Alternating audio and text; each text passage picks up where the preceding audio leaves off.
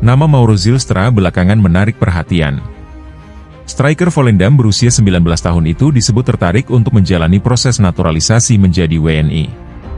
Dalam beberapa kesempatan wawancara, Mauro Zylstra pun percaya diri dengan kemampuannya. Mauro merasa bisa menjadi salah satu solusi di lini depan timnas Indonesia.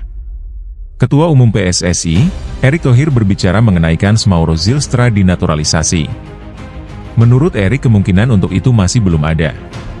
Sejauh ini PSSI hanya akan memproses naturalisasi dua pemain saja, yakni Maes Hilgers dan Eliano Reinders. Dua pemain itu dalam waktu dekat akan menjalani sumpah. Saya belum salaman, jadi saya tidak bisa bilang pemain yang bergabung itu dengan nama yang tepat kalau kita belum ada administrasinya, kata Erick Thohir dalam konferensi pers di Stadion Utama Gelora Bung Karno, Jakarta, Sabtu 21 September 2024. Erick Thohir kembali menegaskan PSSI belum berencana menambah daftar pemain keturunan untuk dinaturalisasi dalam waktu dekat, terutama untuk Timnas Indonesia Putra. Lain halnya dengan Timnas Indonesia Putri. Dalam waktu dekat, akan ada nama baru yang akan menjalani proses naturalisasi.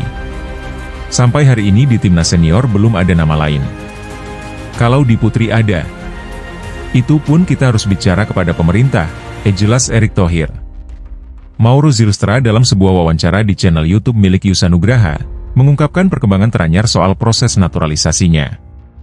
Zylstra mengungkapkan bahwa PSSI masih dalam tahap memeriksa segala dokumen yang ada. Ya, tentunya sudah ada kontak dengan PSSI dan dengan Fardi Bahdim, ujar Zylstra. Jadi untuk sekarang saya harus menunggu sampai ada lampu hijau dan diberitahu kapan bisa terbang ke Indonesia. Tetapi saya tidak tahu berapa lama proses itu. Sepertinya akan segera terjadi. Sekali lagi semua dokumennya semua sudah di PSSI. Sekali lagi, saya hanya perlu menunggu sampai PSSI bilang saya harus terbang ke Indonesia, ditambahnya. Mauro Zylstra merupakan pemain kelahiran Zaandam, Belanda, 19 tahun yang lalu. Dia memiliki garis keturunan dari sang nenek yang pernah tinggal di Bandung. Ayahnya juga mempunyai darah setengah Indonesia setengah Belanda. Beberapa kali Mauro mengungkapkan ketertarikannya membela Timnas Indonesia.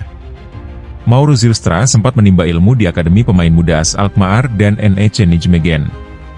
Namun, sejak 2024, ia membela Volendam. Sementara itu, Presiden Joko Widodo sudah menandatangani keputusan Presiden untuk warganegaraan dua calon pemain Timnas Indonesia, Maes Hilgers dan Eliano Reinders. Ketua Umum Erick Thohir, yang mengonfirmasi kabar tersebut, mengatakan bahwa kedua pemain akan mengambil sumpah sebagai warga negara Indonesia, WNI, pada pekan depan.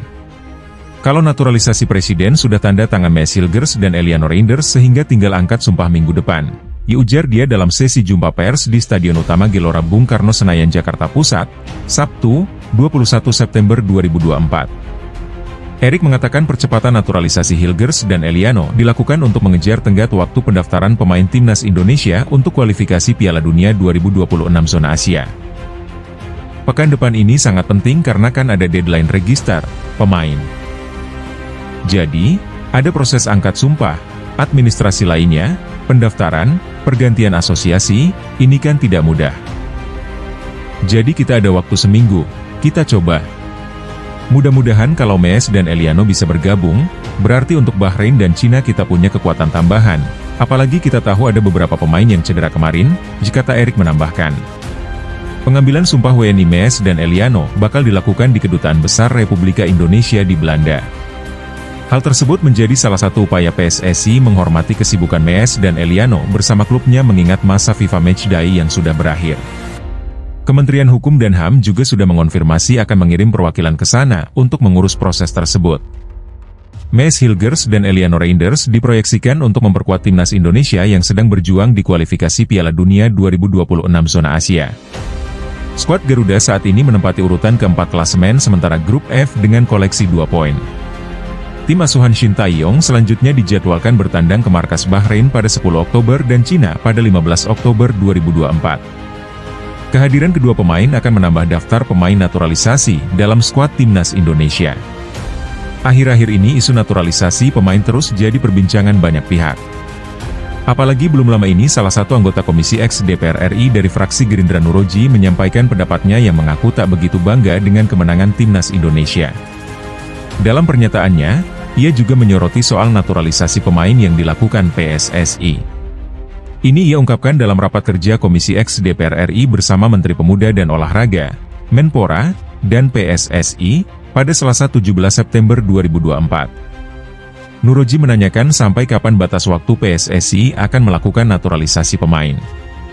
Menanggapi pertanyaan ini, Erick Thohir mengatakan bahwa Indonesia itu negara demokrasi. Untuk itu, apabila ada yang mempertanyakan proses naturalisasi pemain ini, PSSI terbuka. Namun, ia mengatakan bahwa proses naturalisasi yang dilakukan PSSI ini bukan program jangka pendek. Sebelumnya, sudah ada 12 nama yang langganan memperkuat tim Merah Putih. Mereka adalah Sandy Walsh, Jordi Amat, Jai Idzes, Justin Hubner, Shane Patinama, Nathan Choyaon, Kelvin Verdong, Hom Haye, Ivar Jenner, Rafael Struijk, Ragnar Oratmangoen, dan Martin Paes.